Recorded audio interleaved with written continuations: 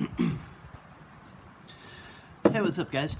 Coming to you from my carport today because it's really windy today in Ellensburg. I scouted all around all the sides of my house, and it was just too windy, pretty much everywhere, but right here. So I'm at my wife's planting bench.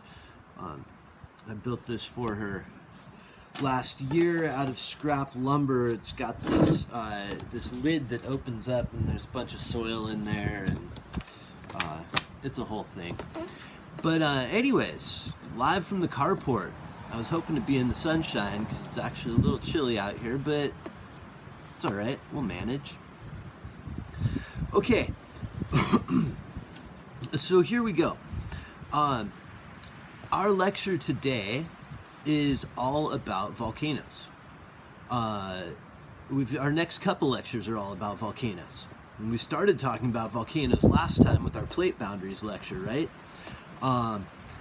And some hot spots. Talked about some volcanoes with hot spots, Kilauea in Hawaii, and Yellowstone in Wyoming. But now we're really digging into volcanoes. And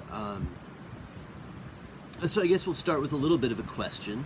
Maybe some of this might be information you've heard before, maybe a combination of old and new, maybe it's all new, I don't know. But has it ever occurred to you that, we have volcanoes all over the world. Recently, Krakatoa erupted, just not too many days ago. But has it ever occurred to you that different volcanoes erupt differently?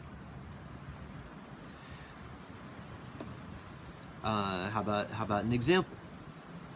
We could go to Hawaii.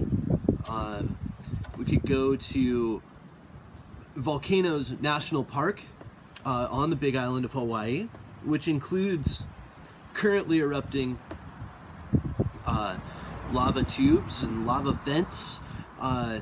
It includes parts of Kilauea that are currently erupting. Volcanoes National Park. And we could pack ourselves a picnic lunch and we could go, if the park rangers would let us, we could go post up 20 feet away from a river of orange hot lava pouring from an opening in the mountain, flowing out to the sea. We could set up and sit down on the ground. It'd be kind of warm, but we could sit down on the ground and we could enjoy our picnic lunch. We'd be perfectly safe 20 feet away from that river of bright orange lava at Volcanoes National Park in Hawaii. It's a very safe volcano. But then you could go to Mount St. Helens if you had a little time machine, travel back in time to May 18th, 1980 when Mount St. Helens erupted. You guys have all seen pictures of that. And you don't want to be 20 feet away from the eruption. You don't want to be 10 miles away from the eruption. Kilauea erupts and you have a river of lava. Mount St. Helens erupts and the top 1,000 feet of the mountain disappears. And you get, an entire side of the mountain collapses and it shoots these clouds, these giant billowing clouds of gray ash miles into the atmosphere. It got up into the stratosphere and traveled all the way around the world. Big clouds of gray ash. Where's the bright orange lava? It's a volcano, right? All this to say, different volcanoes have very different styles of eruption. And what we're going to do today is we're going to answer the question as to why different volcanoes have different styles of eruption. And to do that, we're going to need to use some chemistry. We're going to need a little bit of chemistry. And what we're going to do by the end of this lecture, you and I together, we are going to put together a sort of a global classification system for magma, and put together a really elegant answer to why different volcanoes behave the way they do. And it's, if you can get this is a really fundamental tool. It's a really fundamental tool that we have in geology to tell stories, because it can tell us when something is in a place where it doesn't belong, and that is always a clue that there's a story to be told. Okay, so every volcano everywhere in the world is fed or supplied, if you prefer, by a magma chamber. All volcanoes are supplied by a magma chamber. That's where the magma, that's where the lava comes from. I think I've told you guys this before. If it's underground, it's magma. If it's erupted, it's lava. But they're both the same thing. Melted rock, right? Melted rock. So every volcano is supplied by a magma chamber, which is basically a big blob of this melted rock that's underground, right beneath the volcano. So the first thing that we're going to do is we're going to slightly more accurately describe these big blobs. And the words that we want to use to describe these blobs of magma is silicate melt. Silicate melt.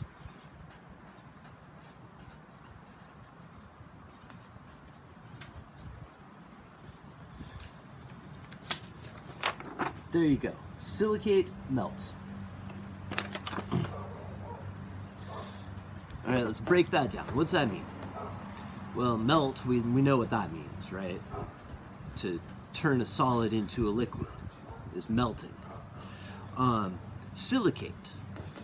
Now we got to get into chemistry a little bit. And no test tubes required. We just need to visit the periodic table of the elements, which I don't have one handy. You can look it up if you want to. P-table is my favorite online periodic table, but you shouldn't even need that. Silicate is really a combination of two chemical elements. The element silicon and the element oxygen. Silicon and oxygen, when they combine, form what we call silica or silicate.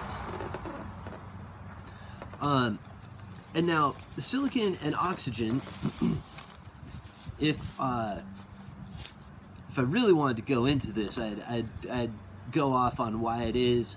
Then there's particular spots on the periodic table, and possibly even relate the structure of the molecules and minerals that make up the Earth with the structure of the molecules that make up living organisms, but that might be a little more in depth than we need to go. For today, all we need to know is that silicate, or silica, when silicon and oxygen get together, they combine in a very specific way, and they become very, very stable.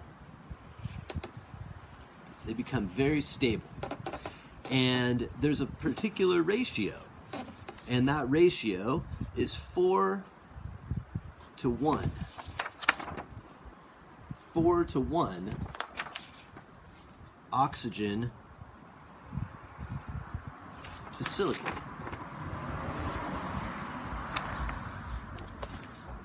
The other way that that could be written is like this. The chemical formula for that is SiO4. Whoops.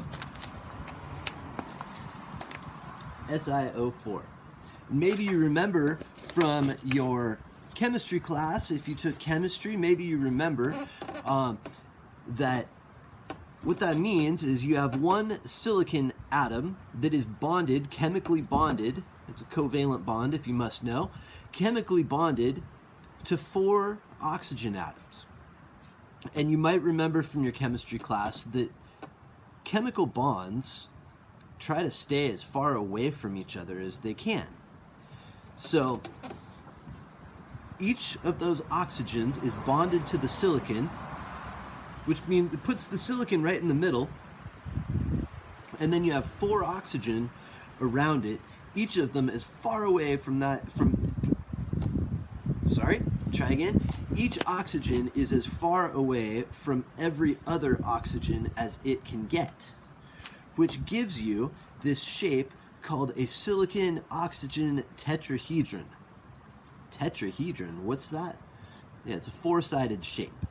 It looks like a little pyramid, and you have your silicon in the middle, and you have an oxygen, and then you got to think of it kind of in 3 dimensions.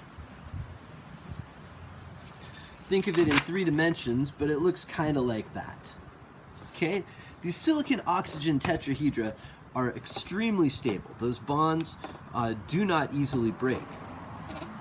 And so these little pyramids, they form these little pyramid shapes with a triangle on all sides. I could maybe try to sketch that sides of this thing in a little bit here. I don't know if that's going to help at all or just make things worse. I think it made things worse. I'm not even going to show it to you. But these stable little silicon tetrahedra are really the story here. We're talking about magma and why different volcanoes behave differently, and we got to look at this almost atomic level to come up with an explanation. But it's a really elegant explanation. So inside your magma chamber, you've got a lot of these silicon oxygen tetrahedra. You've got a lot of silica inside magma chambers, every magma chamber. Whether you're under Kilauea, whether you're under Mount St. Helens, whether you're under Yellowstone, there's a lot of silica in all of those magma chambers. And what these little tetrahedra do is they get together with other little silicon oxygen tetrahedra, and they get together, they link up, and they start to form minerals. We know about minerals. We did a lab with minerals. You remember some of them: quartz, biotite mica, hornblende, feldspar. There's just tons of them. Those are some really common igneous minerals, though. And so as these tetrahedra get together, to form their minerals, the geometry of them determines the property of the mineral. So maybe you remember biotite mica. It's that black one. It forms these really thin sheets. It's all flaky. You can bend them. They're elastic sheets, right? Biotite mica. We had one cleavage plane. Well, the reason that biotite mica forms like it does is because of the geometry of these little silica tetrahedra. And they get together and they bond together in sheets. And that's why when you break biotite mica, it breaks along these sheets. What's a different one? Hornblende. Because remember, okay, here's biotite. Biotite's in our sheets. Like that. That's our biotite.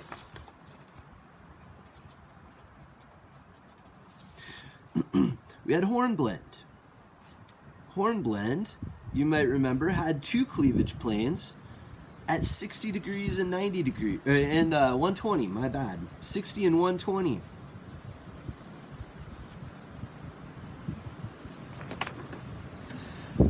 Again, because of the way that those silica tetrahedra bond together.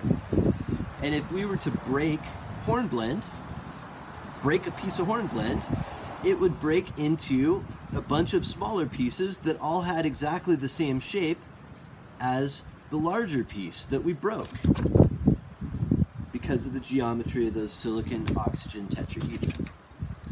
Feldspar, same thing. Remember, 3 cleavage planes at 75.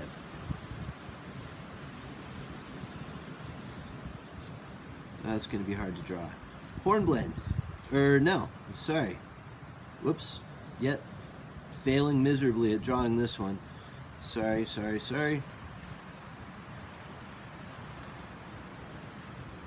Ugly. Never mind. But our feldspars, same thing. The orientation of the individual silica tetrahedra leads to the shape of the mineral.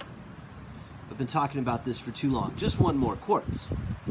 That one's special. You remember quartz doesn't have any cleavage planes, and the reason for that is because the silicon oxygen tetrahedra in quartz arrange themselves randomly. They are randomly arranged so that there is no pattern when you break a quartz crystal. It just breaks, every single piece is going to be a different shape, and there's not going to be flat surfaces. Okay, that's cleavage planes and how silica oxygen tetrahedra influence them. I talked about that for a little longer than I had planned, but oh well.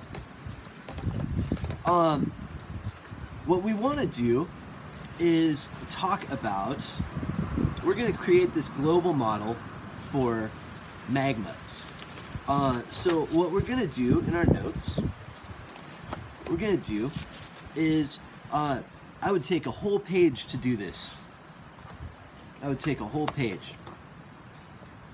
We're going to write the word silicate, or 2 words, silicate melt 3 times. I'm going to do it with you here. I'm going to write silicate melt.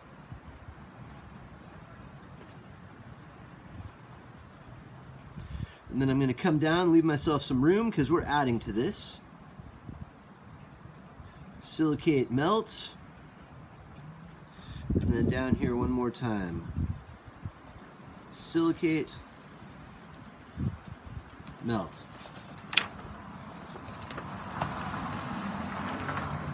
Three times. Now just to the right of these, I'm going to write some numbers. I'm going to write next to the top one, I'm going to write 45.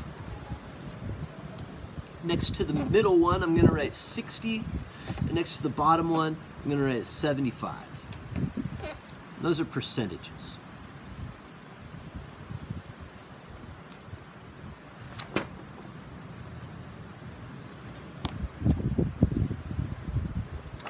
Those are percentages.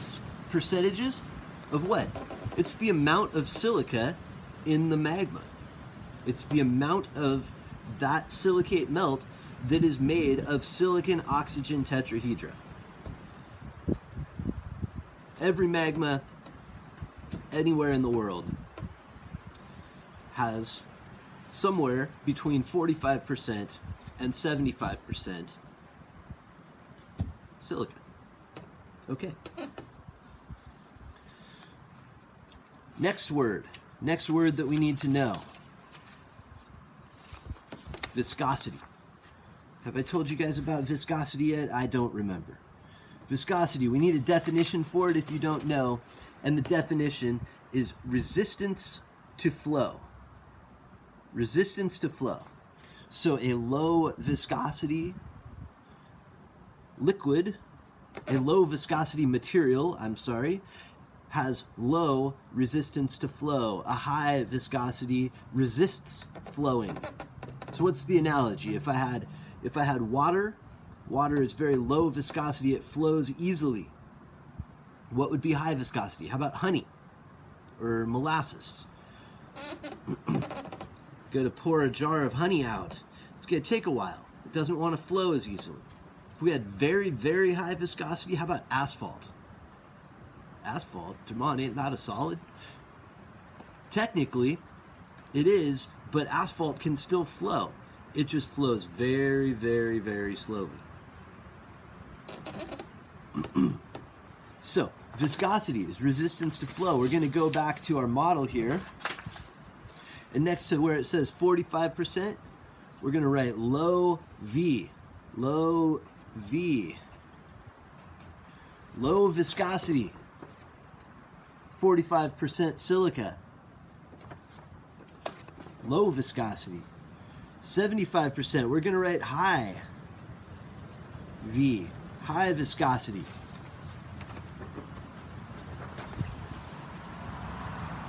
Well, what about 60%? Let's call it medium viscosity.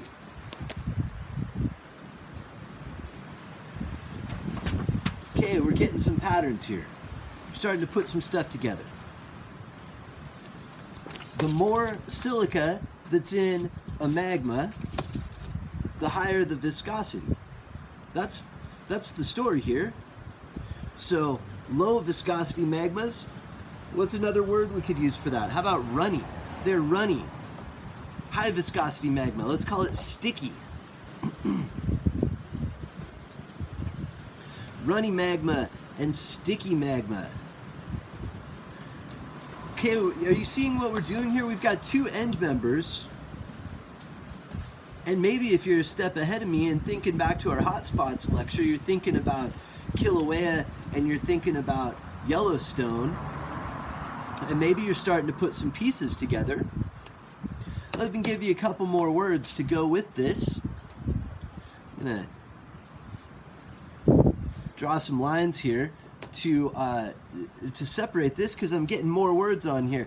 By our 45% silicate melt, we're going to write the word mafic.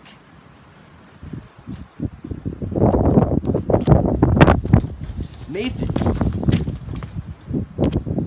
And down here, by our 75%, we're going to write the word felsic. These are words that geologists use to describe not only magma or lava, but also rocks. Mafic and felsic rocks refers to the kind of magma or lava that formed the rock. All right, we got just one more thing that we're going to add here. Then we're going to put some pieces together, and then going to bring out an old diagram that should be a little bit familiar. Put together a few more pieces on that, and then we're done for today.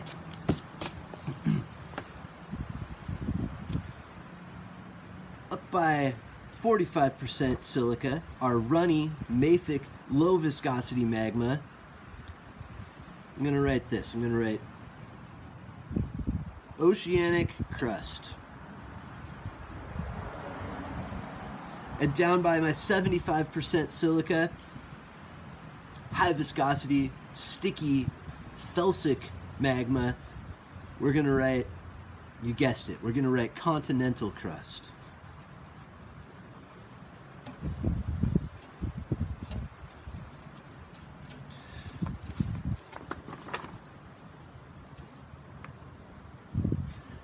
Well, okay, so cool. Jermond, why are we ignoring the 60%? Why are we ignoring what's going on in the middle there? Well, let me tell you. We're starting to put this story together. Why do we write oceanic crust on mafic? Well, because if you take oceanic crust, you remember what kind of rock that is, right? Basalt. You take oceanic crust and you melt that oceanic crust, your magma is going to have 45% silica. If you go in to the middle of a continent and you melt that continental crust, it's going to have 75% silica. So we've got two types of crust, two types of magma. Great. So what's up with 60%? I think maybe you could figure it out. What do you got to do if you have two end members to get something in the middle? You got to mix them. And that's exactly what it is. For silicate melt, instead of mafic and felsic, we're going to write the word intermediate.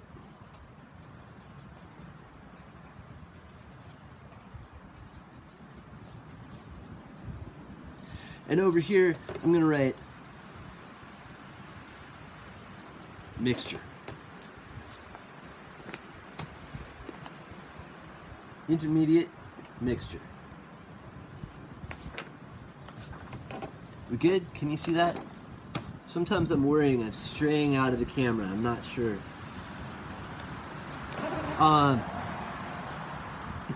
Okay. If we find 45% silica magma when we melt something in the middle of the ocean floor, and we find 75% silica magma when we melt something in the middle of the continent, where do you suppose we're going to find 60% intermediate, medium viscosity magma? You're going to find it at the margins of the continents.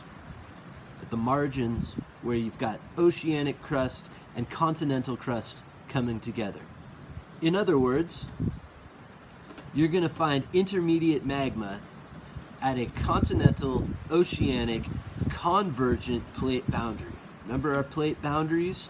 In a subduction zone with a trench off the coast of the ocean, off the coast of the continent, and the oceanic crust subducting beneath the continental crust.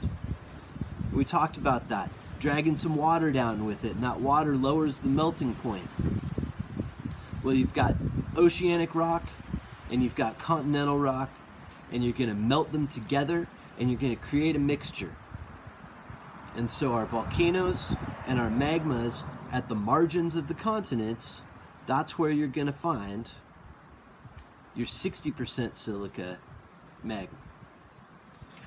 Now these numbers, 45, 60, 75, 60 is useful because it's right in the middle between 45 and 75. 45 is as low as you can go. 75 is as high as you can go. 60 is a nice middle spot, but you could have a 50% silica magma or a 72% silica magma or a 69% silica magma. You can have it's those are just end members. 60 is just a nice middle spot for us. Okay, we've got just one more thing to do, and hopefully this is going to help put all of this together for you. Do you remember from our igneous rock identification lab? Do you remember our little classification chart? It looked like this.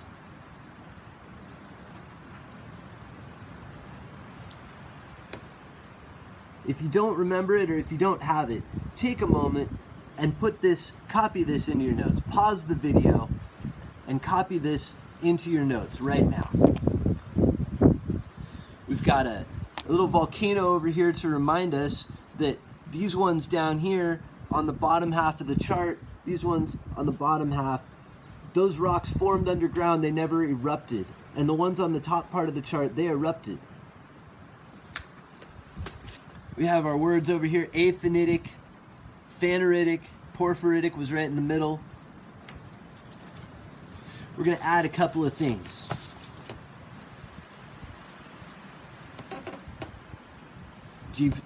Are you a step ahead of me? Do you know what it is we're going to add? We're going to add those numbers. Under basalt and gabbro, we're going to write 45. Under andesite and diorite, we're going to write 60%. And under rhyolite and granite, we're going to write 75%. Do you see what we're doing here? Basalt and gabbro are chemically identical. They've got the same chemical makeup. It's just that the minerals are bigger in the one that cooled slowly underground.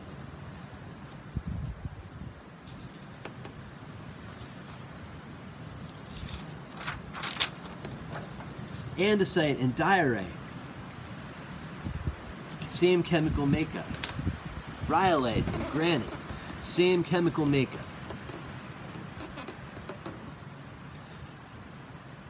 So what's this mean? Well, going back to our beginning question,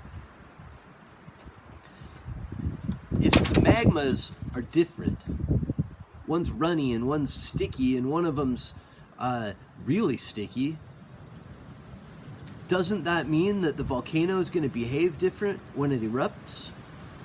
We'll talk more about that later. But the last thing that really puts all this together is those numbers and that amount of silica really puts things into context, right? If I find, for example, let's see, what's a good example? Okay, how about this? On the Great Lakes, up by the Great Lakes, and up in the Canadian Shield, remember where the ice sheets scraped off all those platform rocks? The Pleistocene continental ice sheet scraped off all those platform rocks and left our basement craton exposed, right? Up there you can find gabbro.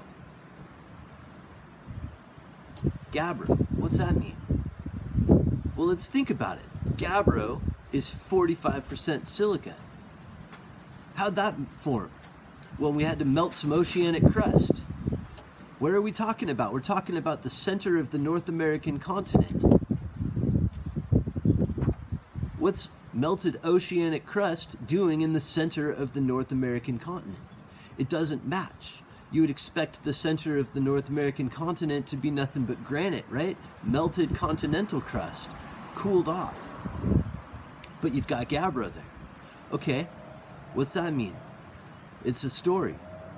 It tells the story of something that happened. We don't need to get into it. But those are clues for geologists. Those are clues when we find something out of place. It gives us a piece of evidence, and we start looking for more evidence to explain why that rock is where it is. Okay, tomorrow we're going to continue with this thought: 45, 60, and 75% silica magmas. And tomorrow we're going to actually talk about the mountains they form and the eruptions they cause. But you can't talk about the mountains they form and the eruptions that they cause without knowing about the magma itself, because the magma itself is what is the control on all the rest of it. So, we've got some new vocabulary, we've got some new words. Mafic and felsic, 45%, 75%, intermediate, 60%, somewhere in the middle. Mafic is the melted oceanic crust, felsic, melted continental crust. Intermediate, your diorites and your andesites. That's a combination of melted oceanic and melted continental crust.